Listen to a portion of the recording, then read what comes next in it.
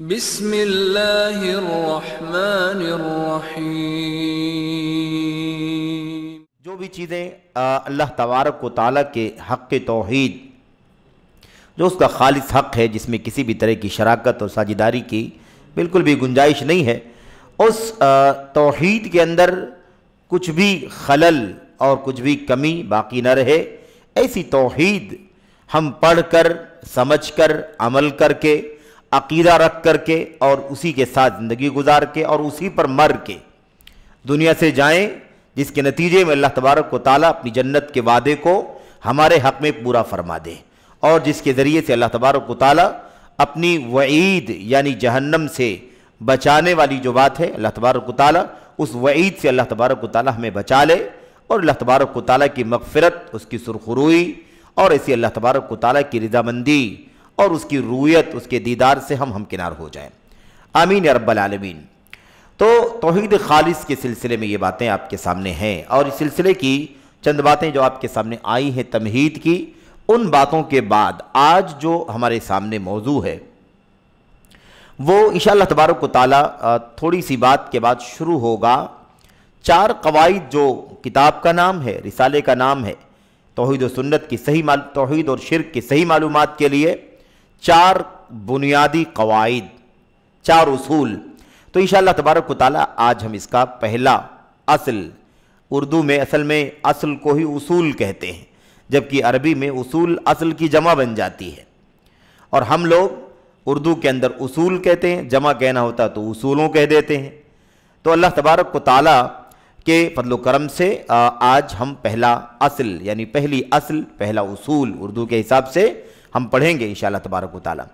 جو باتیں اس سے پہلے ہم لوگوں نے پڑھی ہیں اسی سے چونکہ جڑی ہوئی بات ہے، یعنی سلسلہ کلام، گفتگو کا سلسلہ جو ہے اسی سے جڑا ہوا ہے، اس لیے آپ دیکھیں گے کہ مصنف رحمۃ اللہ علیہ کہتے ہیں جب آپ کو معلوم ہو گیا، آپ کو اس بات کا علم ہو گیا کہ شرک جو ہے جب یہ عبادت میں مل جاتا ہے، کسی عبادت میں شرک داخل ہو جاتا ہے، مکس ہو جاتا ہے، شرک جب کسی عبادت میں مکس ہو جاتا ہے تو اس عبادت کو برباد کر کے رکھ دیتا ہے، اس کو ضائع کر دیتا ہے، اس کو عکارت کر دیتا ہے۔ عبادت سامنے دکھائی دیتی ہے، عبادت بظاہر سامنے دکھائی دیتی ہے، لیکن اس کو پورے طور پر عکارت کر دیتا ہے، اس معنی میں کہ اس کا کوئی صلہ، اس کا کوئی بدلہ، اس کا کوئی اجر، اس کا کوئی ثواب دنیا میں آخرت میں ہمیں نہیں ملتا۔ ہم مطمئن ہو کر کے بیٹھے ہوتے ہیں کہ ہم نے بڑا نیکی کا کام کیا ہے، ہم نے نمازیں اتنی ساری پڑھی ہیں، عمر چلی گئی نماز پڑھتے پڑھتے، ہم نے زکوٰۃ ادا کی ہے اللہ تبارک و تعالیٰ کے عطا کردہ مال میں سے، ہم نے ماہ رمضان کے روزے رکھے ہیں، اور برسوں سے اللہ تبارک و تعالیٰ نے ہمیں توفیق دی ہے، ہم نے رکھا ہے، یا ایسے ہی اللہ تعالیٰ نے ہمیں مال کی وسعت سے نوازا ہے اسباب پہ، تو ہم نے حج بیت اللہ کے لیے بھی سفر کیا ہے، ہم نے حج کیا ہے، عمرے کیے ہیں، ایک کیا یا اس سے زیادہ کیے، ہم ان تمام نیکیوں کو جوڑ کر کے بیٹھے رہتے ہیں۔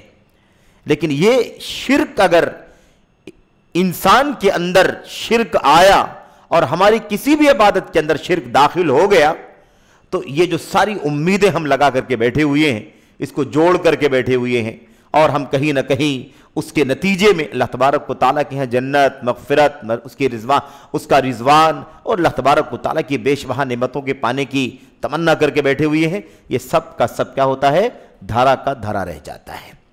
عمل ہوتا ہے، محنت جاتی ہے، نماز کے اندر جو وقت لگتا ہے ہم نے لگایا، ہم نے قیام کیا، رکوع کیا، سجدہ کیا، سب کچھ کیا، اور اس کے لیے ہم چل کر کے آئے، سواری سے آئے وغیرہ سارے کام ہم نے کیے۔ ایسے ہی ہم نے زکوٰۃ دیا، مال خرچ کیا اللہ تعالیٰ کا عطا کردہ، ہم نے روزہ رکھا، بھوک پیاس برداشت کی، دیگر شہوتوں سے حلال حرام اپنے آپ کو ہم نے بچایا، ایسے ہی ہم نے حج کیا، عمرہ کیا، سب کچھ عمل پایا جاتا ہے، چاہے وہ جسمانی عبادت ہو تو جسمانی عبادت، مالی عبادت ہو تو مالی عبادت، مالی جسمانی سب کچھ ہو تو مالی جسمانی ہر طرح کی عبادت، ساری چیزیں پائی جاتی ہیں۔ لیکن اگر یہ شرک ہے اس عبادت کے اندر تو یہ اس عبادت کو پورے طور پر ضائع کر دیتا ہے۔ قرآن کریم کی اس سلسلے کی جو سب سے زیادہ مشہور آیت کریمہ ہے، اس میں اللہ تبارک و تعالیٰ فرماتا ہے بالاخسرین اعمالا، کیا میں نہ بتاؤں تمہیں ان لوگوں کے بارے میں جو عمل کے اعتبار سے سب سے زیادہ خسارے اور گھاٹے والے. عمل کیا، محنت کیا، دوڑ دھوپ کیا، چلت پھرت کیا، بڑی محنت مشقت کی، لیکن اس کے بعد سب سے زیادہ خسارہ گھاٹا اٹھانے والے بن گئے. کیا میں ان کے بارے میں نہ بتاؤں؟ اس کے بعد اللہ تبارک و تعالیٰ نے کیا فرمایا؟ الذین ضل سعیہم فی الحیات الدنیا. یہ کون لوگ ہیں جن کی ساری جو سارے اعمال کرنے کے بعد سب سے زیادہ خسارہ اٹھانے والے؟ یہ کون ہیں؟ جن کی کوششیں، جن کی محنتیں، جن کی مشقتیں، جو کچھ بھی انہوں نے تگ و دو کی ہے، جد و جہد کی ہے، محنت کی ہے، ان کی محنت ضل کھو گئی فی الحیات الدنیا، اسی دنیاوی زندگی کے اندر. وَهُمْ يَحْسَبُونَ أَنَّهُمْ يُحْسِنُونَ صُنْعًا، جبکہ وہ گمان کر رہے ہیں، گمان کرتے ہیں، خیال کرتے ہیں، سوچتے ہیں کہ انہوں نے تو بہت زیادہ اچھے کام کر رکھے ہیں، تو بہت زیادہ اچھے کام کر رکھے ہیں. ان کا گمان تو ہوتا ہے، خیال تو رہتا ہے کہ بہت سارا ہم نے کام کر رکھا ہے، لیکن وہ سب سے زیادہ خسارہ اٹھانے والے ہوتے ہیں، کیونکہ ان کی یہ ساری محنت، جس کا خیال وہ کر رہے ہیں، جس کا گمان وہ کر رہے ہیں، وہ اسی دنیاوی زندگی میں ضائع ہو گیا، اکارت ہو گیا، کھو گیا، برباد ہو گیا. اس کا کوئی شمار ہو، اس کا کوئی وزن ہو، اس کی کوئی کاؤنٹنگ ہو، اللہ تبارک و تعالیٰ اس کے صلے میں کوئی بدلہ، کوئی اجر عطا فرمائے؟ کچھ نہیں. تو یہ بہت بنیادی مسئلہ ہے، بہت خطرناک مسئلہ ہے. تو خسارے کا بہت کچھ سبب ہو سکتا ہے. یہ بھی اپنے آپ میں ایک موضوع ہے کہ کن اسباب کی وجہ سے انسان خسارے میں پڑ جاتا ہے، کن اسباب کی وجہ سے انسان کی نیکیاں اکارت ہو جاتی ہیں، انسان کی نیکیاں ضائع ہو جاتی ہیں. وہ کئی چیزیں ہیں، قرآن کی آیات، اللہ کے نبی علیہ السلام کی حدیث کی روشنی میں وہ بہت ساری چیزیں ہیں، لیکن ان میں سب سے بڑی چیز کیا ہے جس سے انسان کی اعمال، اس کی نیکیاں، اور سب سے بڑی چیز کیا ہے؟ عبادات. میرے بھائیوں، اللہ تبارک و تعالیٰ اپنے بندوں سے سب سے زیادہ جس چیز کی بنیاد پر محبت کرتا ہے، اور بندہ جس چیز کی بنیاد پر اپنے رب سے سب سے زیادہ قریب ہوتا ہے، وہ کیا ہے؟ اللہ تبارک و تعالیٰ کے فرائض، اللہ تبارک و تعالیٰ کی وہ عبادات جو فرض ہیں. اب نوافل، مستحبات، سنن، مندوبات، اس سے انسان اللہ تبارک و تعالیٰ کی مزید محبت حاصل کرے گا، مزید قربت حاصل کرے گا. لیکن اصل کیا ہے؟ اصل اللہ تبارک و تعالیٰ کے فرائض. ایک آدمی رات بھر تہجد پڑھے لیکن فجر کی نماز نہ پڑھے، ایک آدمی بہت سارے نوافل، صدقات خیرات دے، نفلی روزہ رکھے، نفلی نمازیں پڑھے، لیکن 5 وقتہ فرض نمازوں کی پابندی نہ کر سکے، کبھی پڑھے کبھی نہ پڑھے، کبھی 4 پڑھے، کبھی 3 پڑھے، کبھی 2 پڑھے، جبکہ راتوں میں خوب جاگ کر کے عبادت کرے. تو آپ بتائیے کہ کیا اس کی یہ نفل عبادتیں اللہ تبارک و تعالیٰ کے ہاں قربت کا ذریعہ بنے گی؟ کیا اللہ تبارک و تعالیٰ کی محبت کا سبب بن سکیں گے؟ نہیں بنے گی. کیوں؟ اس لیے کہ نفل کا مطلب ہوتا ہے زائد. نفل کا مطلب کیا ہوتا ہے؟ ایکسٹرا. اور ایکسٹرا کب ہوتا ہے؟ جب اصل موجود ہو. جب اصل موجود نہیں تو ایکسٹرا کا سوال ہی پیدا نہیں ہوتا. سمجھ رہے ہیں کہ نہیں؟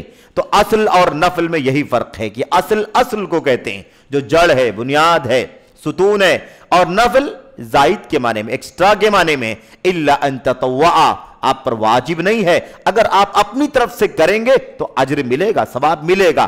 لیکن یہ سب کب ہے؟ کوئی بھی جگہ آپ کو نہیں ملے گی. قرآن کریم کی آیات میں، اللہ کے نبی کی حدیثوں میں جہاں نفل کا ذکر صرف نفل کی بنیاد پر ہو، فرض کے بعد ہی ہے اس کا تذکرہ فرض کے بعد ہے. آپ یاد کریں وہ دیہاتی نبی کریم صلی اللہ علیہ وسلم کے پاس آیا تھا، اللہ کے نبی علیہ السلام سے بہت سارے سوالات کیے اس نے. آپ کو میں نے سنا ہے کہ آپ کو اللہ تبارک و تعالیٰ نے رسول بنا کر کے بھیجا ہے، کیا صحیح ہے؟ اللہ کے نبی نے فرمایا ہاں، اللہ نے مجھے رسول بنا کر کے بھیجا ہے. تو آپ کیا پیغام دیتے ہیں؟ آپ کیا پیغام دیتے ہیں؟ اللہ کے نبی توحید کا پیغام. پھر آپ نے نماز کا نام لیا. پہلا فریضہ توحید کے بعد پہلا فریضہ نماز کے بعد جب آپ نے نماز کے بارے میں بتلایا تو اس دیہاتی نے کیا کہا؟ حل علی شیء غیرہا، اے اللہ کے نبی کیا ان 5 نمازوں کے علاوہ بھی کچھ اور مجھ پر واجب ہے؟ 5 وقتہ نمازوں کے علاوہ کچھ اور نمازیں بھی کیا مجھ پر فرض ہیں؟ اللہ کے نبی نے فرمایا لا، نہیں فرض ہے. الا ان تطوعا، الا یہ کہ تم اپنی طرف سے کرو، اپنی طرف سے یعنی نفلی کرو جو واجب نہیں ہے آپ کے اوپر، تو آپ کر سکتے ہیں، اس کا اجر و ثواب آپ کو ملے گا. تو آپ نے دیکھا فجر کے فرض نمازوں کے بعد اس کا تذکرہ آیا. آپ نے پھر روزے کا نام لیا تو اس نے پوچھا کیا اس کے علاوہ بھی کچھ واجب ہے؟ آپ نے فرمایا نہیں، ایک ہی مہینہ واجب ہے رمضان کا، اس کے علاوہ آپ نے فرمایا نہیں واجب نہیں ہے، اگر تم نفلی روزہ رکھو گے ثواب ملے گا تم، ایسی زکوٰۃ کے بارے میں وغیرہ۔ کہنے کا مطلب یہ ہے کہ سب سے بڑا خسارہ انسان کو کب ملتا ہے بھائی؟ جب اس کے فرض نماز، فرض روزے، حج، زکوٰۃ ساری چیزیں انسان کرتا ہو اور اس کی ان ساری عبادتوں میں جو اللہ سے قریب ہونے کا سب سے بڑا ذریعہ ہے، اللہ تبارک و تعالیٰ کی محبوبیت، اللہ کی محبت نہیں، اللہ کی محبوبیت حاصل کرنے کا، یعنی اللہ تبارک و تعالیٰ ہم کو آپ کو اپنا محبوب بنا لے گا، یہ مقام حاصل کرنے کے لیے جو آدمی عبادات انجام دیتا ہے، فرض نماز، فرض روزہ، فرض زکوٰۃ، ایسے ہی فرض عمرے حج جب انسان کرتا ہے اور اس کے اندر اگر یہ شرک لگ جائے، شرک شامل ہو جائے تو اللہ کے کیا فرمایا؟ افسدہا، تو اسے پورے طور پر برباد کر دیتا ہے، وَأَحْبَطَ الْعَمَلِ، اور اس عمل کو پورے طور پر ناپید کر دیتا ہے، یعنی پورے طور پر کیا کرتا ہے؟ پورے طور پر ضائع کر دیتا ہے۔ یعنی ایسا نہیں ہوتا ہے کہ تھوڑا مل جائے گا ثواب، حبط ہوتا ہے۔ حبط کے معنی کیا ہوتے ہیں؟ حبط کے معنی ہوتے ہیں بالکل ناپید کر دینا، ایک دم ختم کر دینا۔ اور قرآن کریم کے انہی آیات میں اللہ تبارک و تعالیٰ نے کیا فرمایا؟ انہی آیات میں جس میں اس طرح کے مضامین کا ذکر ہے، اللہ تبارک و تعالیٰ نے فرمایا حباء منثورا وقدمنا الى ما عملوا من عمل فجعلناه حباء منثورا۔ یہ جن لوگوں نے شرک کیا ہوگا، جن لوگوں نے اپنی عبادات میں، اپنی نیکیوں میں شرک کی ملاوٹ کی ہوگی، یعنی نیکیاں بھی کیا ہوگا اور شرک بھی ہوگا عقیدے کے اندر، فرض بھی کیا ہوگا، شرک بھی ہوگا عقیدے کے اندر، نفل بھی بہت کچھ کیا ہوگا لیکن شرک ہوگا ان کے عقیدے کے اندر۔ اللہ تبارک و تعالیٰ نے کیا فرمایا؟ اللہ تبارک و تعالیٰ نے فرمایا اب اس طرح کے لوگ جب آئیں گے، ان کی بہت ساری نیکیاں، بہت سارے نماز، روزے، حج و زکوٰۃ، صدقات، خیرات، کیا فرمایا؟ حباء منثورا، ہم اسے بکھرے ہوئے دھول کے ذرات کی طرح سے بنا دیں گے۔ یہ جو فضا ہے نا جس میں ہم لوگ سانس لے رہے ہیں، یہاں بھی وہ ذرات موجود ہیں، وہ ذرات یہاں بھی موجود ہیں، لیکن ہمیں ان نگاہوں سے ایسے دکھائی نہیں دے رہے۔ آپ اگر بہت زیادہ تیز روشنی اگر آپ پھیلائیں، اگر آپ ٹارچ کی روشنی اگر آپ یہاں کریں تو آپ اور یہ لائٹیں بجھا دیں تو آپ کو اس کی روشنی میں وہ ذرات تیرتے ہوئے دکھائی دیں گے۔ جیسے دھوپ اگر رہے ہے نا اور کسی سوراخ سے دھوپ اندر کی طرف آ رہی ہو گھر کے، تو اس دھوپ کی لائن میں آپ کو وہ ذرات تیرتے ہوئے دکھائی دیں گے۔ یہاں موجود ہے وہ ذرات موجود ہے، لیکن اتنا حقیر ہیں، اتنا کیا ہے؟ اتنا حقیر ہیں، اتنا بے وزن ہے، اتنا بے وقات ہے، اتنا کہہ لیجئے کہ یعنی کوئی قیمت نہیں، بے قیمت ہے کہ ہمارے ہاتھ میں نہیں آ سکتے، ہمارے کسی کام میں نہیں آ سکتے۔ ایسے ہی اللہ تبارک و تعالیٰ ساری نیکیوں کو اگر شرک مکس ہوا ہے تو کیا کر دے گا؟ اسی طرح سے بنا دے گا۔ کیا تو پہاڑوں کی طرح تھا، ہے نا؟ زندگی چلے گی، 50 60 70 80 سال گزر گئے، 15 سال نکال دو جوانی کے، مطلب بچپن سے جوانی کے پہلے والے نکال دو، اس کے بعد تو سب کیا ہے کہ نہیں کیا؟ لیکن یہ بھی کیا ہے۔ ایک بار ایک شرکیہ عقیدہ بھی اگر انسان کے ساتھ جڑا ہوا ہے تو یہ عمر بھر کی ساری نیکیاں اللہ تبارک و تعالیٰ فَلَا نُقِيمُ لَهُمْ يَوْمَ الْقِيَامَةِ وَزْنًا، نہ ان کرنے والوں کی کوئی قیمت اللہ تبارک و تعالیٰ کے ہاں اور نہ ان اعمال کی کوئی قیمت اللہ تبارک و تعالیٰ کے ہاں۔ تو کیا فرماتے ہیں شیخ الاسلام؟ فرماتے ہیں جب آپ کو یہ پتا چل گیا کہ شرک جب عبادت میں مکس ہوتا ہے، ملتا ہے، تو اسے وہ پورے طور پر فاسد کر دیتا ہے، یعنی اسے برباد کر دیتا ہے۔ وَأَحْبَطَ عَمَلَهُ، اور عمل کرنے والے کے عمل کو، عامل کے عمل کو، عبادات کرنے والے کی عبادات کو کیا کرتا ہے؟ احبطا، اسے پورے طور پر ناپید کر دیتا ہے، نیل کر دیتا ہے۔ کیا کہا؟ وَصَارَ صَاحِبُهُ، دوسرا یہ تو ہو گیا، جو ساری کارکردگی ہے وہ سب کیا ہو جائے گی؟ وہ سب کے سب 0 ہو گئی، کچھ بھی نہیں ملے گا۔ اور مزید کیا ہوگا؟ مزید اللہ تبارک کیا فرمایا؟ مصنف نے کیا کہا؟ اس کی دلیلیں آگے آ رہی ہیں، اللہ کے کلام کی آیتیں، اللہ کے نبی کی حدیثیں۔ کیا کہتے ہیں؟ وَصَارَ صَاحِبُهُ مِنَ الْخَالِدِينَ فِي النَّارِ، اور اس طرح کا کرنے والا یعنی شرک کرنے والا اور شرک کے ساتھ ساری عبادات کرنے والا ہمیشہ ہمیش کے لیے جہنم میں داخل کر دیا جائے گا۔ یہ بھی سزا، بنیادی سزا ہے یعنی کیے کرائے کا سب کچھ ملے گا نہیں، اور مزید سزا یہ ملے گی کہ ہمیشہ ہمیشہ کے لیے جہنم میں ڈال دیا جائے گا۔ اگر وہ شمار ہوتا، اگر وہ کاؤنٹ ہوتا تو اللہ تبارک و تعالیٰ کے یہاں اجر ملتا، ثواب ملتا، درجہ بلند ہوتا، جہنم سے آدمی بچ کر کے جنت میں داخل ہو جاتا۔ لیکن مسئلہ یہ ہے کہ وہ ایسی بیماری، شرک والی ایسی بیماری لگ گئی جس کے نتیجے میں ساری کے ساری عبادات کو اس نے ناپید کر کے رکھ دیا۔ اچھا، کہتے ہیں جب یہ چیز معلوم پڑ گئی تو اب یہ بہت بنیادی بات ہے، اور یہ بات اس سے پہلے والی بات ہم لوگوں نے جب پڑھا تھا تو اس میں یہ بات آئی تھی نا اس سے پہلے، اور یہ بات انہوں نے مصنف نے اس سے پہلے بھی کہی تھی جس کا تذکرہ آپ کے سامنے آیا تھا، اور اس میں یہ بات تھی کہ جیسے بغیر وضو کے نماز ضائع ہو جائے گی، نماز شمار نہیں ہوگی، ایسے ہی بغیر توحید کے عبادت۔ اسی بات کی طرف اشارہ کیا، جب آپ کو معلوم پڑ گیا کہ عبادت جب توحید نہ ہو بلکہ شرک مکس ہو جائے، عبادت توحید کے ساتھ نہ ہو، اس کے اندر شرک خلط ملط ہو جائے، تو پھر انجام کیا ہوتا ہے اسی پر گفتگو کر رہے ہیں۔ کہتے ہیں جب یہ بات معلوم پڑ گئی تو اب آپ کو سب سے زیادہ اہم چیز جس کی معلومات کرنا واجب ہے آپ کے لیے، ہمارے لیے، وہ کیا ہے؟ وہ یہی ہے، کیا ہمارے لیے سب سے زیادہ جس بات کا جاننا ضروری ہے، جس کے نتیجے میں اللہ تبارک و تعالی ہمیں اس مصیبت سے بچا لے کہ زندگی بھر کی نیکیاں ضائع ہو جائیں، زندگی بھر کا نماز، زندگی بھر کا روزہ، زندگی بھر کی حج و زکوٰۃ، صدقات، خیرات، سب کیا ہو جائیں؟ سب کے سب اکارت ہو جائیں۔ اللہ تبارک و تعالی ہم کو اس سے نجات دے دے، اس سے بچا لے، چھٹکارا حاصل ہو جائے ہمیں۔ اور مصنف نے ایک لفظ استعمال کیا، من ہذہ شبکہ، جس کے نتیجے میں ایسی چیز کا سب سے زیادہ اہم چیز جس کا علم حاصل کرنا ضروری ہے، جس کے جاننے کے بعد اللہ تبارک و تعالی آپ کو اس جال سے چھٹکارا دے دے۔ یہ بہت اہم لفظ ہے، یاد رکھیے، شرک واقعی جال ہے۔ شرک کیا ہے؟ بہت بڑا جال ہے، جو پھنس گیا وہ اس جلدی نکلنا آسان نہیں ہے، یاد رکھیں۔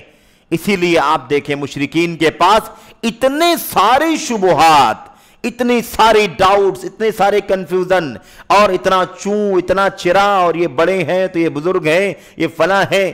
اگر یہ ثابت ہو جائے کہ بھائی ان کو کوئی طاقت اللہ تعالیٰ نے نہیں، اللہ تبارک ان کو کوئی طاقت نہیں ہے، اللہ تبارک و تعالیٰ کی ان مخلوقات کو ایسی کوئی طاقت نہیں ہے جو اللہ تبارک و تعالیٰ کے پاس ہے، ٹھیک ہے؟ جب وہ طاقت نہیں ہے اور ہمارے اس طرح سے کام نہیں آ سکتے جیسے اللہ تبارک و تعالیٰ کی قدرت ہے، تو پھر عبادت کا حقدار یہ کیسے بن سکتے ہیں؟ اگر یہ چیز ثابت ہو جائے نا تو اگلے مرحلے میں سوال کرتے ہیں، بھائی ہم یہ کبھی نہیں کہتے، مشرک کیا کہتا ہے؟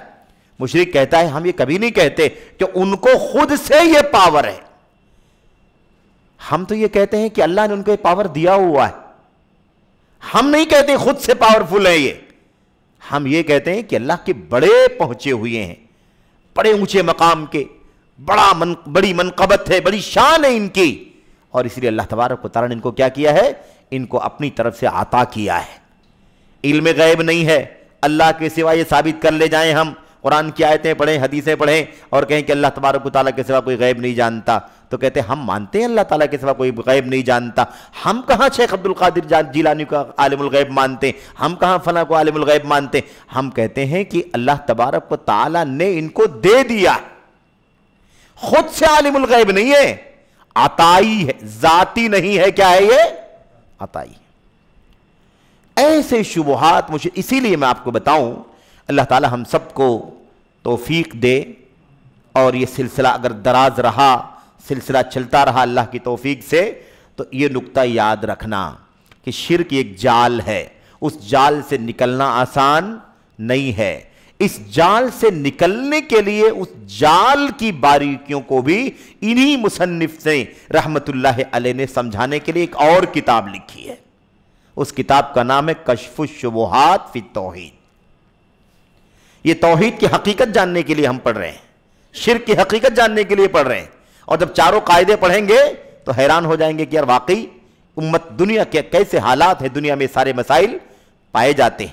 اچھا، پھر اس کے بعد کشف الشبہات فی التوحید، توحید کے اندر جو ڈاؤٹس آتے ہیں، ڈاؤٹس پیدا کیے جاتے ہیں، شبہات پیدا کیے جاتے ہیں، جس کے نتیجے میں انسان شرک سے باہر نہیں نکل پاتا، ان ڈاؤٹس کا، شبہات کا ازالہ، اس کو بے نقاب کرنا، اس کو کیا کرنا؟ کشف کرنا، یعنی اس کو کھول کر کے اس کی حقیقت کو لوگوں کے سامنے بیان کر دینا کہ اس کی کوئی حقیقت نہیں۔ اللہ تبارک و تعالیٰ کے حق کی توحید میں کوئی ڈاؤٹ نہیں چل سکتا، ان ڈاؤٹس کی بنیاد پر اللہ کے حق کی توحید کو پامال نہیں کیا جا سکتا، وہ بات آئے گی، ٹھیک ہے؟ تو اب آپ اس بات کو ذہن میں رکھیں۔ اچھا، ابھی جو بات کرنی ہے وہ کیا ہے؟ اتنی سی بات ہے کہ شرک کیا ہے میرے بھائیوں؟ یہ جال ہے۔ اگر ہم اس جال سے نکل گئے تو یوں سمجھ لیں کہ اللہ تبارک و تعالیٰ نے ہمارے لیے جنت کا راستہ آسان کر دیا، اور جہنم سے بچاؤ کے لیے ہمارے لیے اللہ تبارک و تعالیٰ نے تدبیر پیدا کر دی۔ اس لیے اس سے زیادہ نعمت میں دنیا میں کوئی نہیں ہے جسے اللہ تبارک و تعالیٰ نے اپنا حق توحید صحیح معنوں میں سمجھنے کی توفیق عطا فرما دی ہے۔ اس سے زیادہ دنیا میں خوشحال کوئی نہیں ہے، اس سے زیادہ خوش بخت کوئی نہیں، نیک بخت کوئی نہیں، اس سے زیادہ خوش قسمت کوئی نہیں ہے جسے اللہ تبارک و تعالیٰ اپنے حق توحید میں خلل پیدا کرنے والی چیز شرک سے، اس کے ذرات سے، اس کے اجزاء سے، اس کے خاندان سے، اس کے اقسام سے، اس کے انواع سے اللہ تبارک و تعالیٰ نے بچنے کی توفیق عطا فرما دی ہے۔ اس کے پاس دولت ہو نہ ہو، مال ہو نہ ہو، دنیا میں اسٹیٹس ہو نہ ہو، اس کے پاس عہدے ہو نہ ہو، منصب ہو نہ ہو، کچھ نہ ہو، اس کے بعد فاقہ کرتا ہو میرے بھائیوں، فاقہ کرتا ہو، ایک ٹائم کی روٹی کھاتا ہو، دوسرے ٹائم کی روٹی کا کوئی گزارا ہوگا نہیں ہوگا کوئی پتہ نہ ہو، لیکن اس نعمت سے اللہ تبارک و تعالیٰ نے اسے مالا مال کیا ہو، اس سے زیادہ خوشحال دنیا میں، اس سے زیادہ خوش بخت اور نیک بخت دنیا میں کوئی نہیں ہے۔ اس لیے کہ اس سے زیادہ قیمتی چیز کوئی نہیں ہے، اور اس دنیا سے حقیر چیز اللہ کی نظر میں کچھ بھی نہیں ہے۔ کافروں کو بھی دیا ہے، عیش کر رہے ہیں دنیا کے اندر، مشرکین کو، یہودیوں کو، عیسائیوں کو، اور باغیوں کو، ملحدوں کو، سارے غیروں کو اللہ تبارک و تعالیٰ نے مال و دولت سے نوازا ہے کہ نہیں نوازا ہے؟ اگر کوئی قیمت اللہ تبارک و تعالیٰ کے اس دنیا کی ہوتی، مال و دولت کی ہوتی، تو ان کو ایک ٹکا دیتا، ایک گھونٹ پانی پینے دیتا؟ نہیں پانی پینے دیتا اس دنیا سے، لیکن اللہ کے اس کی کوئی قیمت نہیں ہے۔ تو یہ جو جس چیز کو پا کے لوگ بہت زیادہ مست و مگن ہیں اور سوچتے ہیں کہ ہم سے اونچا کوئی نہیں ہے، اللہ کے ہاں اس چیز سے حقیر کوئی چیز نہیں ہے، اور جس سے محروم ہے اور اس محرومی کا احساس نہیں ہے، اس سے زیادہ اونچی چیز کوئی نہیں ہے اللہ تبارک و تعالیٰ کے میرے بھائیوں۔ اس لیے اللہ تبارک و تعالیٰ سے دعا کریں کہ اللہ تعالیٰ ہمیں اور آپ کو اپنی خالص توحید کی توفیق عطا فرمائے، اسی پر جینے کی، اسی پر مرنے کی توفیق عطا فرمائے، اسی پر صبح و شام ہو، اسی کے ساتھ اللہ تبارک و تعالیٰ دنیا سے اٹھا لے کہ جو اس کے ساتھ دنیا سے نہیں گیا، دنیا میں ساری بادشاہت کا مالک رہا ہو، اس کا ٹھکانہ ابدی سرمدی جہنم کی آگ ہے، دنیا کی کوئی طاقت اسے بچا نہیں سکتی، اور دنیا کی ساری دولت جس کا مزہ اٹھایا ہوگا اس نے، اس شرک و کفر کے نتیجے میں جب جہنم میں اسے ایک ڈوبکی لگا کر کے باہر نکالا جائے گا تو دنیا کی بادشاہت اور نعمت کو ایک جھٹکے میں بھول جائے گا۔ اس سے اللہ پوچھے گا، دنیا میں بڑی دولت تھی، اس ڈبکی لگانے کے بعد، نکالنے کے بعد جب اللہ پوچھے گا کہ بھائی کبھی تم کو سکون، آرام، آشائش، لطف، مزہ، سکھ کبھی ملا ہے؟ وہ جو دنیا میں بہت بڑا بادشاہ تھا، اللہ کے نبی نے تو مثال میں کیا کہا ہے؟ اللہ کے نبی نے فرمایا ہے پوری دنیا کا سب سے زیادہ نعمتوں میں پلنے والا، اس کو جہنم میں ڈبکی لگا کر کے نکالا جائے گا، اور اللہ تعالیٰ پوچھے گا ہل مر بک نعیم قط، کیا کبھی کوئی نعمت تجھ سے گزری ہے؟ ہل رأیت خیرا قط، کیا تو نے کبھی کوئی بھلائی، کوئی راحت، سکون دیکھا ہے؟ وہ کہے گا اللہ مجھے تو معلوم بھی نہیں کہ سکون کس چیز کو کہتے ہیں، راحت کسے کہتے ہیں، نعمت کسے کہتے ہیں، دنیا کے اندر سکھ کیا ہوتا ہے، میں نے سکھ کا کچھ بھی، سکھ کی کوئی، سکھ نام کی کوئی چیز نہیں دیکھی۔ یہ اللہ تبارک و تعالیٰ کے ہاں اس نعمت کا احساس دلانے کے لیے ضروری ہے میرے بھائیوں۔ اور اسی کے بالمقابل دنیا کا سب سے زیادہ فقیر آدمی، سب سے زیادہ بے کس، بے بس، مجبور، فاقہ کرنے والا، جس کے جسم پر صحیح کپڑا نہیں، جس کے پاس گھر بار نہیں، جس کے پاس کھانے کے لیے 2 روٹی نہیں۔ اور اللہ کے نبی صلی اللہ علیہ وسلم نے یہاں تک بھی فرمایا ہے کہ 1 لقمے 2 لقمے کے لیے وہ اس دروازے سے اس دروازے پر جا رہا ہے، لیکن اسے اللہ تبارک و تعالیٰ نے یہ نعمت عطا فرمائی توحید خالص کی، شرک سے اللہ تعالیٰ نے اسے بچا رکھا ہے، اسے اللہ تبارک و تعالیٰ جنت میں ایک ڈبکی لگا کر کے نکالے گا، اور اللہ اس سے پوچھے گا ہل مر بک بؤسن قط، یہ بتا بندے کہ کیا تو نے کبھی زندگی میں کوئی تکلیف اٹھائی ہے؟ کبھی کوئی پریشانی، کبھی کوئی مشقت، کبھی کوئی مصیبت، کوئی آفت، کبھی کوئی جھنجھٹ، کوئی ٹینشن، کوئی الجھن کبھی تو نے دیکھی ہے؟ کہے گا اللہ مجھے کیا پتا مصیبت کیا چیز ہے۔ یہ ہے میرے بھائیوں، تو بات دونوں پہلو کی ہے، ایک تو اللہ تعالیٰ کی نعمت جنت اور اللہ تعالیٰ کے عذاب جہنم کی سنگینی خطرناکی اور جنت کی عظمت، اور اسی کے ساتھ ساتھ سبب کیوں جنت میں جائے گا اور کیوں جہنم میں جائے گا۔ تو سب سے بڑا خسارہ یہ ہے کہ انسان جنت سے محروم ہو جائے، جہنم کا مستحق بن جائے، اور سب سے بڑی کامیابی، سب سے بڑا پروفٹ یہ ہے میرے بھائیوں، ربح جس کو کہتے ہیں منافع ہے نا، وہ کیا ہے؟ اللہ تبارک و تعالیٰ بندے کو جہنم سے آزاد کر کے جنت کا مستحق بنا دے، یہ سب سے بڑی نعمت ہے۔ تو بہرحال مصنف رحمۃ اللہ علیہ کہتے ہیں اس جال سے شرک کے جال سے نکلنے کے لیے، اچھا یہ جال تو جال ہے ہی شرک، اس کے علاوہ اس جال کے بننے والے دنیا کے اندر ہیں، اس جال کے بننے والے، اس جال کے پھینکنے والے، اس جال میں پھانسنے والے دنیا کے اندر ہیں کہ نہیں ہے؟ سب سے بڑا تو شیطان لعین ہے، چاہے وہ جنوں والا شیطان ہو چاہے انسانوں والا شیطان ہو، جنوں والے شیطان بھی ہیں اور انسانوں والے شیطان دونوں میں ہوتے ہیں، جو حد سے تجاوز کریں، جو بغاوت کریں، جو اللہ تعالیٰ کی دین و شریعت کے تابع نہ رہیں، اس کی توحید اور اس کے نبی کی سنت کی زندگی نہ گزاریں، وہ شیطان ہیں، چاہے وہ جنات کے اندر سے ہو ایسا کرنے والے یا وہ انسان کے اندر سے ہو۔ قرآن کریم میں اللہ نے فرمایا من الجنتی والناس، ہے کہ نہیں؟ من شر الوسواس الخناس الذی یوسوس فی صدور الناس من الجنتی والناس۔ تو جناتوں میں سے بھی ہیں، انسانوں میں سے بھی ہیں، کتنے جتن کیے جاتے ہیں ہے نا شرک کو دنیا میں بچائے رکھنے کے لیے، شرک کے دائی دنیا کے اندر ہیں، شرک کے علم بردار دنیا کے اندر ہیں، انسانوں میں سے بھی ہیں، جناتوں میں سے بھی ہیں۔ اور چونکہ یہ سب باتیں آگے آئیں گی اس لیے ان ساری تفصیلات پہ ہمیں ابھی داخل نہیں ہونا ہے، یہ صرف اشارہ ہے کہ جال کیسے ہے۔ تو بہرحال اس جال سے بچا لے جائے اللہ تبارک و تعالیٰ بچا لے، اور بندہ اپنے آپ کو اس سے محفوظ رکھ لے یا اس جال سے نجات حاصل کر لے، اس مقصد کے لیے سب سے زیادہ اہم چیز جس کا علم حاصل کرنا ضروری ہے وہ وہی شرک ہے، جس کے بارے میں اللہ تبارک و تعالیٰ نے فرمایا ہے ان اللہ لا یغفر ان یشرک بہ ویغفر ما دون ذلک لمن یشاء، یقیناً اللہ تبارک و تعالیٰ نہیں بخشے گا، اللہ تبارک و تعالیٰ نہیں بخشے گا، نہیں معاف کرے گا اس گناہ کو کہ اس کے ساتھ شرک کیا جائے۔ اتنی صراحت کے ساتھ میرے بھائیوں آپ اندازہ لگائیں کہ اللہ تعالیٰ کی حجت قائم ہو گئی کہ نہیں قائم ہو گئی بندوں کے اوپر، صاف لفظوں میں کہ اللہ تبارک و تعالیٰ اس گناہ کو نہیں بخشے گا کہ اس کے ساتھ شرک کیا جائے، اس کے ساتھ ساجیدار بنایا جائے، اس کی عبادت میں، اس کی ربوبیت میں، اس کے اسماء و صفات میں۔ جال کی بات آتی ہے تو بہت ساری باتیں بار بار ذہن میں آتی ہیں، جال میں یہ بھی ہے، آ رہی ہے بات آگے، پہلا جو اصول ہے نا، پہلا قاعدہ، اس قاعدے میں آپ سمجھیں گے کہ وہ بھی ایک جال ہے، اسی لیے اس قاعدے کو سمجھنا ضروری ہے۔ وہ قاعدہ کیا ہے؟ وہ جال کیا ہے؟ وہ جال یہ ہے کہ امت کو یہ سمجھایا ہی نہ جائے کہ کس توحید سے جنت ملے گی، کس توحید سے انسان مسلمان ہوگا، مسلمان تسلیم کیا جائے گا، مسلمان مانا جائے گا۔ وہ کون سی توحید ہے؟ دائیں گھمانا، بائیں گھمانا، آگے گھمانا، پیچھے گھمانا، ادھر ادھر گھما کر کے اس اصل توحید سے دور رکھنا جس توحید کے بغیر کوئی مسلمان ہو ہی نہیں سکتا،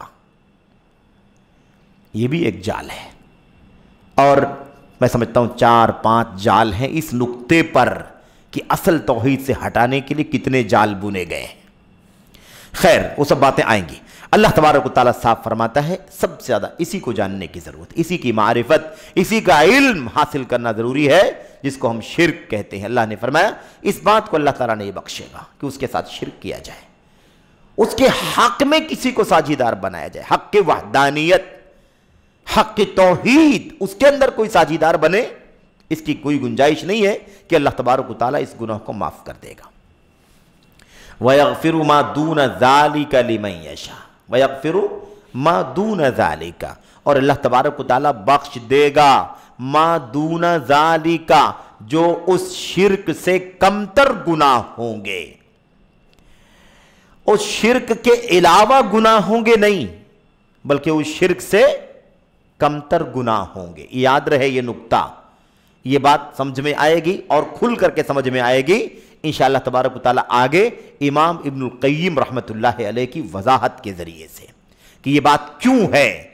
اس کا مطلب یہ نکلتا ہے، آپ کے بھی ذہن میں شبہ آ سکتا ہے کہ بھئی یہ بات کیوں کہی جا رہی ہے کہ اللہ تبارک و تعالیٰ اس بات کو نہیں بخشے گا کہ اس کے ساتھ شرک کیا جائے، اور بخش دے گا اس کے علاوہ گناہ کو جس کے لیے چاہے گا، اس کے علاوہ گناہ کو جس کے لیے چاہے گا۔ اور ہم کیا کہہ رہے ہیں؟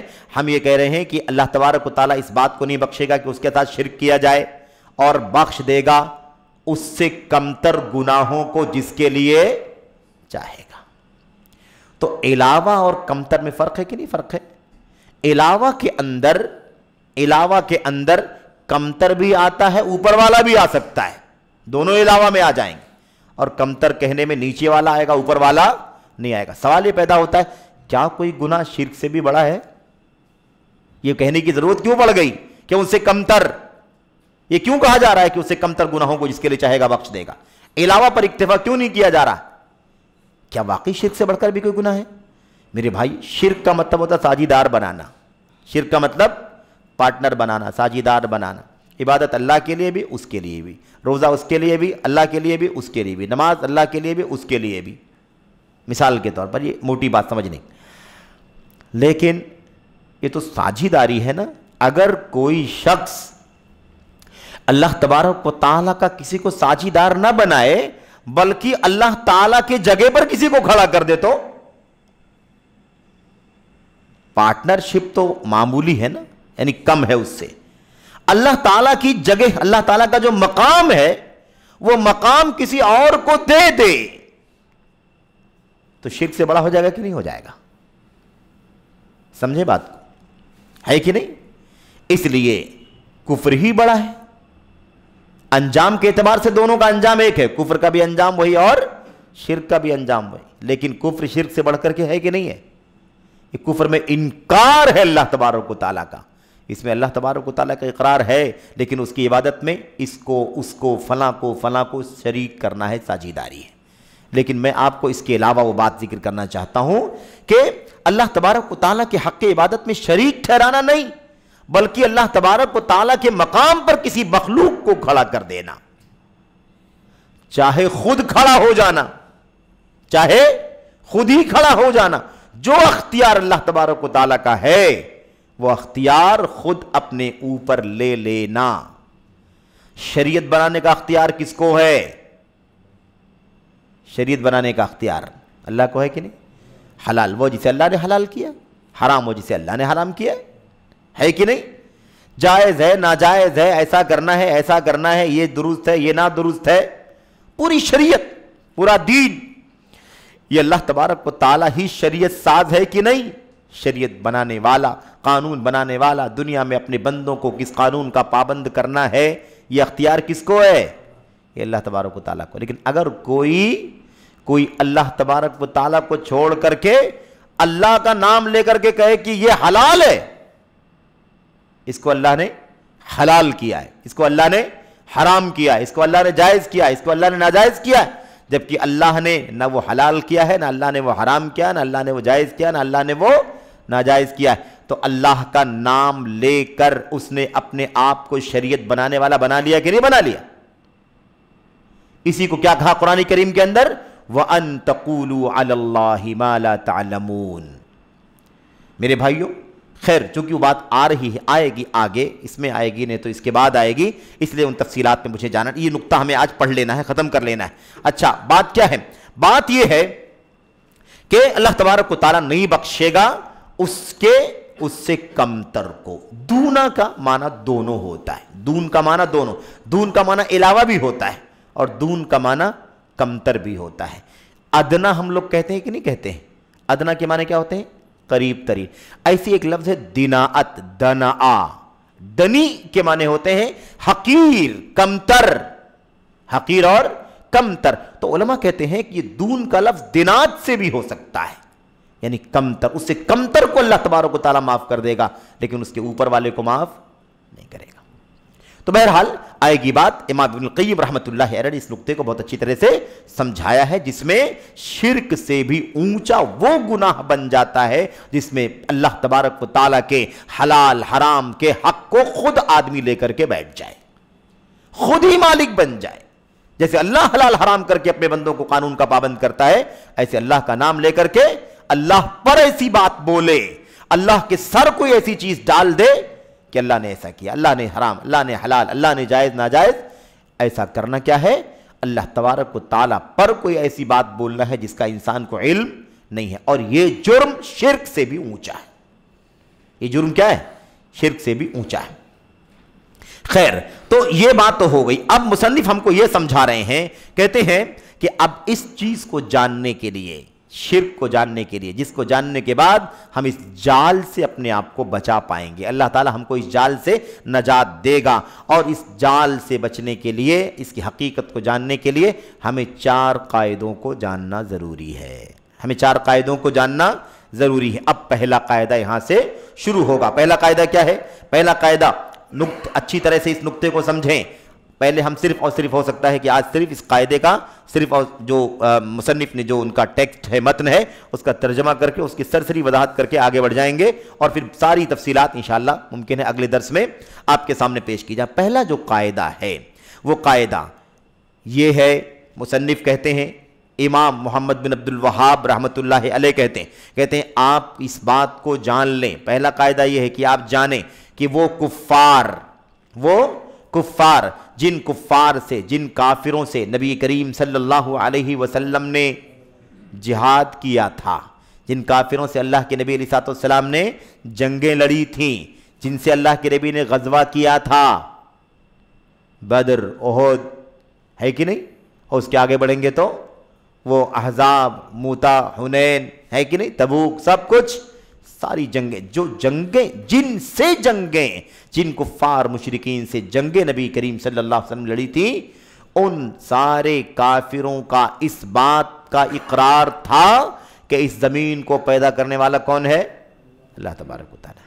آسمان کا پیدا کرنے والا اللہ تبارک و تعالیٰ، بارش اللہ برساتا ہے، روزی اللہ دیتا ہے، شفا اللہ دیتا ہے، موت اللہ دیتا ہے، زندگی اللہ تبارک و تعالیٰ دیتا ہے، دولت اللہ دیتا ہے، فقیری محتاجگی اللہ دیتا ہے، بادشاہ اللہ بناتا ہے، فقیر، وغیرہ وغیرہ وغیرہ وغیرہ، ساری چیزیں، یہ سارے کے سارے مشرکین جن سے جنگ کی نبی کریم صلی اللہ علیہ وسلم نے، ان سارے کے سارے مشرکین کا، کفار کا یہ اعتراف تھا، سب کے سب اقرار کرتے تھے، سب کے سب اعتراف کرتے تھے، کیا؟ کہ اللہ تبارک و تعالیٰ ہی تمام چیزوں کا خالق ہے، پیدا کرنے والا ہے۔ ان مشرکین نے ابو جہل، ابو لہب، ہے کہ نہیں، اور دیگر مشرکین، مثال کے طور پر انہوں نے کبھی نہیں کہا کہ آسمان کا پیدا کرنے والا لات ہے، آسمان کا پیدا کرنے والا منات ہے، زمین کا پیدا کرنے والا ہبل ہے، کبھی نہیں کہا ان لوگوں نے۔ ہمیشہ یہ کہتے رہے زمین کا پیدا کرنے والا اللہ، آسمان اللہ، روزی اللہ، بارش اللہ، صحت اللہ، تندرست وغیرہ۔ تو کیا کہا؟ اس سارے کے سارے کفار جن سے نبی نے جنگ کری، لڑائی کی، وہ سب کے اقرار کرتے تھے کہ اللہ تعالیٰ ہی پیدا کرنے والا ہے، وہی مدبر یعنی انتظام چلانے والا ہے، سسٹم تدبیر کرنے والا ہے، سب کو ٹائم ٹائم پہ روزی، سب کو ٹائم ٹائم پر جو کچھ ضرورت ہے اس کی تقدیر، اس کے فیصلے کے مطابق کب کس کو بیمار کرنا، کب کس کو شفا دینا، کب کس کو دولت دینا، کب کس کو فقیر بنانا، تدبیر کائنات، کائنات کا نظام اور سسٹم چلانے والا، پیدا کرنے والا اور کائنات کی تدبیر کرنے والا کون ہے؟ اللہ تبارک و تعالیٰ ہے۔ یہ سب مانتے تھے اللہ تبارک۔ اچھا بات کیا ہے؟ اب یہ تو موٹی بات ہو گئی، اسی میں ساری چیزوں کو آپ شامل کر لیں، دنیا کی تمام چیزوں کو آپ شامل کر لیں کہ جو کچھ بھی دنیا میں ہوتا ہے اس کا کرنے والا کون ہے؟ اللہ تبارک و تعالیٰ ہی۔ یہ بڑے بڑے سارے کام کون ہیں؟ ساری کی ساری جو اللہ تعالیٰ کے بارے میں آیا ہوا ہے کہ اللہ کا کام ہے یہ، ان کے بارے میں وہ مانتے تھے کہ یہ کام کس کے ہیں؟ اللہ تبارک و تعالیٰ ہی کے ہیں۔ لیکن اس کے باوجود اس اقرار کی وجہ سے وہ مسلمان نہیں مانے گئے، اس اقرار کی وجہ سے مسلمان نہیں مانے گئے۔ یعنی اللہ کے نبی نے ان کو مسلمان مانا ہوتا تو لڑائی کرتے، ان کی جان کیوں لیتے، ان کے مال کو کیوں قبضہ کیا جاتا، ان کی عورتوں کو باندھی کیوں بنایا جاتا، ان کے مردوں کو غلام کیوں بنایا جاتا؟ بتائیے، ہے کہ نہیں؟ تو یہ قاعدہ ہے، بہت بنیادی قاعدہ ہے کہ جن مشرکین کفار سے نبی نے جنگ کی، لڑائی کی، غزوہ کیا اور خون بہائے، جان لیا، مال اور آبرو، سب کچھ جو کچھ بھی ہے میرے بھائیوں، یہ سب کچھ ان کفار مشرکین کا اقرار تھا کہ اللہ تعالیٰ ہی خالق، مالک، مدبر، منتظم، سب کچھ کرنے والا ہے۔ لیکن اس کے باوجود اس اقرار کی وجہ سے مسلمان نہیں مانے گئے، ان کو مسلمان شمار نہیں کیا گیا۔ اگر مسلمان شمار کیے جاتے تو ان سے لڑائیاں نہیں ہوتی۔ اچھا، اس کی حقیقت کو اللہ تعالیٰ نے قرآن کریم کی کئی آیتوں میں بیان کیا ہے کہ مشرکین جن سے جنگ کی گئی وہ سب کے سب اللہ کے بارے میں عقیدہ رکھتے تھے کہ خالق، مالک، سب کچھ اللہ ہے۔ چند آیتیں یہاں پر ذکر کی گئی ہیں، ہمیں اسے پڑھ لینا چاہیے۔ اللہ تبارک و تعالیٰ فرماتا ہے قُلْ مَنْ يَرْزُقُكُم مِّنَ السَّمَاءِ وَالْأَرْضِ أَمَّن يَمْلِكُ السَّمْعَ وَالْأَبْصَارَ وَمَنْ يُخْرِجُ الْحَيَّ مِنَ الْمَيِّتِ وَيُخْرِجُ الْمَيِّتَ مِنَ الْحَيِّ وَمَنْ يُدَبِّرُ الْأَمْرَ فَسَيَقُولُونَ اللَّهُ قُلْ أَفَلَا تَتَّقُونَ۔ اللہ تبارک و تعالیٰ نے سورہ یونس کی آیت کریمہ، سورہ یونس آیت نمبر 31 میں اللہ تبارک و تعالیٰ اس حقیقت کو بیان فرماتا ہے قل، اللہ کے نبی آپ کہیے، اے اللہ کے نبی آپ کہیے، یعنی پوچھئے، من یرزقکم من السماء والارض، یہ بتاؤ مشرکو، یہ بتاؤ مکے والو جو لات منات عزا کی عبادت کرتے ہو، اللہ کی عبادت نہیں کرتے، یہ بتاؤ من یرزقکم من السماء والارض، تمہیں کون روزی دیتا ہے آسمان سے اور زمین سے؟ آسمان سے روزی کیا ہے؟ بارش اترتی ہے کہ نہیں اترتی؟ اور زمین سے اسے بارش کے نتیجے میں پانی بھی ملتا ہے، دانہ بھی ملتا ہے، کھانا بھی ملتا ہے اور دیگر زندگی گزارنے کے اسباب ملتے ہیں۔ تو تمہیں کون روزی دیتا ہے آسمان سے اور زمین سے؟ امن یملک السمع والابصار، امن یملک السمع والابصار، کانوں کا مالک کون ہے اور نگاہوں کا مالک کون ہے؟ جو نگاہوں کا مالک ہے، جو کانوں کا مالک ہے، وہی روزی دیتا ہے۔ یعنی روزی دینا آسمان سے زمین سے وہ بھی اللہ ہی تعالیٰ کا سوال پوچھا جا رہا ہے۔ اور یہ کیا ہے؟ سمع اور بصر، یعنی سننے کی طاقت اور دیکھنے کی طاقت، سماعت، بصارت۔ وَمَن يُخْرِجُ الْحَيَّ مِنَ الْمَيِّتِ، اور یہ بتاؤ مشرکو کہ کون ہے جو مردے سے زندے کو نکالتا ہے؟ مردے سے زندے کو نکالتا ہے۔ زمین سے، خشک زمین سے پودے کون اگاتا ہے؟ ایک دم چٹیل میدان، آدمی تصور بھی نہیں کر سکتا ہے، لیکن جیسے آسمان سے بارش اللہ اتارتا ہے اس سے کیا ہو جاتا ہے؟ اس سے وہ زمین پھر اپجاؤ ہو جاتی ہے اور اس کے بعد اسے لہلہاتے ہوئے پودے اور کھیتیاں، ثمرات اور باغات، اللہ تعالیٰ نے اس کا بھی نقشہ کھینچا ہے، معروشات وغیرہ معروشات، اللہ تبارک و تعالیٰ نے ساری تفسیرات بیان فرمائے۔ تو آخر آسمانوں سے روزی کون دیتا ہے؟ زمین سے روزی کون دیتا ہے؟ کانوں کا مالک کون ہے؟ کون سننے کی طاقت دے رہا ہے؟ کون دیکھنے کی طاقت دے رہا ہے؟ کون ہے جو مردے سے زندے کو نکالتا ہے؟ اور کون ہے جو زندہ سے مردے کو نکالتا ہے؟ ان سب کی مثالیں آئیں گی انشاءاللہ تبارک و تعالیٰ۔ ابھی ہمیں وہ نقطہ سمجھنا ہے کہ یہ عقیدہ مشرکین مانتے تھے، مشرکین کفار یہ عقیدہ مانتے تھے۔ وَمَن يُدَبِّرُ الْأَمْرَ، اور ساری کائنات کے معاملے کی تدبیر کون کرتا ہے؟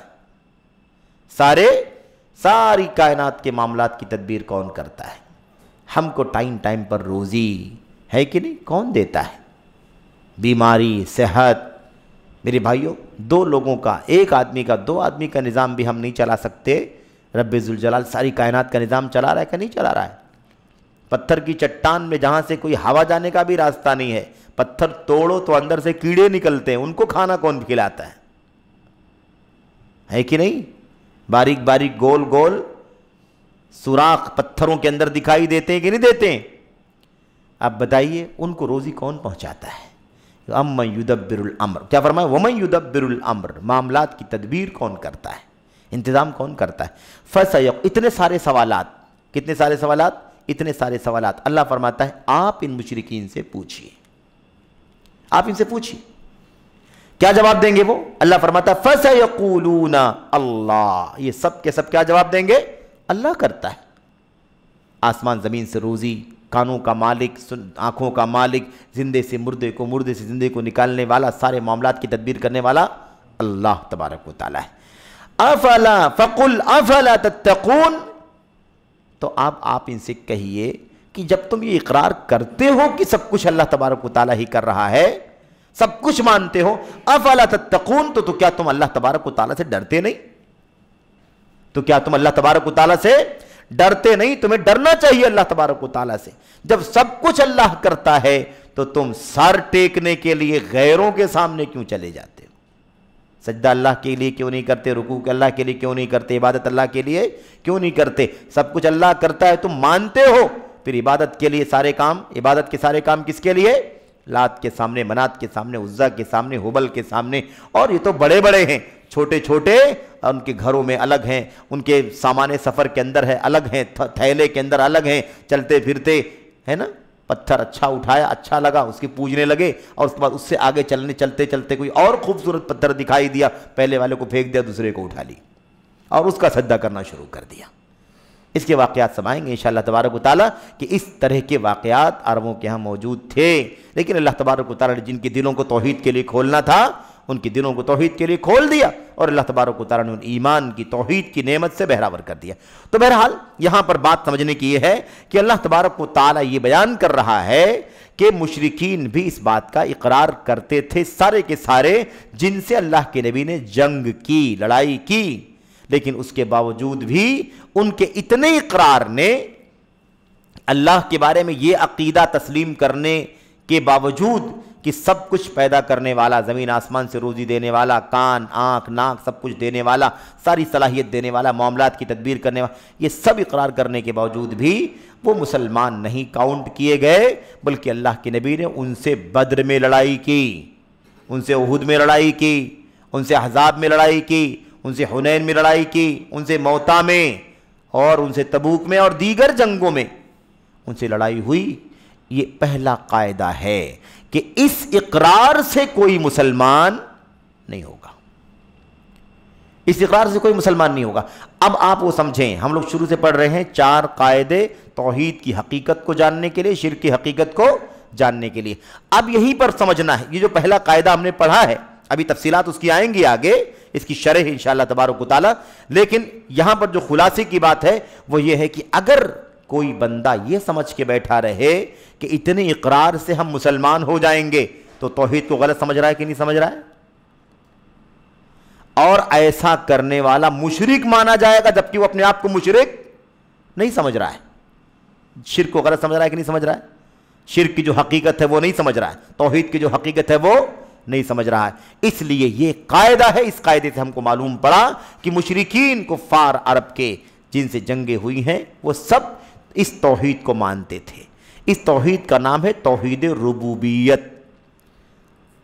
الحمدللہ رب العالمین, تمام تعریفیں اللہ تبارک و تعالیٰ کے لیے ہیں جو سارے جہانوں کا رب ہے, سارے جہانوں کا رب ہے. رب مربی, پالنہار, دیکھ ریکھ کرنے والا, مالک, تصرف کرنے والا, ساری جو کچھ چیزیں اس کی مخلوقات کو چاہیے سب کچھ فراہم کرنے والا, سب کچھ کا انتظام کرنے والا, یہ ہے رب جس کو کہا جاتا ہے. المالک المتصرف, تصرف کرنے والا مالک, جس کے پاس ملکیت ہے, وہ اپنے بندوں کو جیسے چاہتا ہے دیتا ہے, سب کچھ اس کے ہاتھ میں, اس کو رب کہتے ہیں. تو رب ماننے کے باوجود وہ اللہ تبارک, اللہ کے نبی علیہ السلام کے یہاں, اللہ تبارک و تعالیٰ کے یہاں, اللہ کے رسول کے یہاں وہ مسلمان تسلیم نہیں کیے گئے. اس لیے یہ عقیدہ غلط ہے, یہ عقیدہ باطل ہے کہ رب ماننے سے کوئی مسلمان ہو جائے گا, اللہ خالق, مالک, مدبر, منتظم ہے, یہ ماننے سے کوئی مسلمان ہو جائے گا. یہ عقیدہ غلط ہے. یہ وہ توحید نہیں ہے جس توحید سے آدمی کی جان بچے گی, کوئی جہاد لڑائی نہیں کر سکتا اس سے. یہ وہ توحید نہیں ہے جس کی بنیاد پر آدمی کا مال نہیں چھینا جائے گا. یہ وہ توحید نہیں ہے جس کی بنیاد پر کسی کی بہن بیٹی کو باندی اور غلام نہیں بنایا جائے. یہ وہ توحید نہیں ہے. تو یہ کتنی بڑی غلط فہمی ہے توحید کے بارے میں لوگوں کو.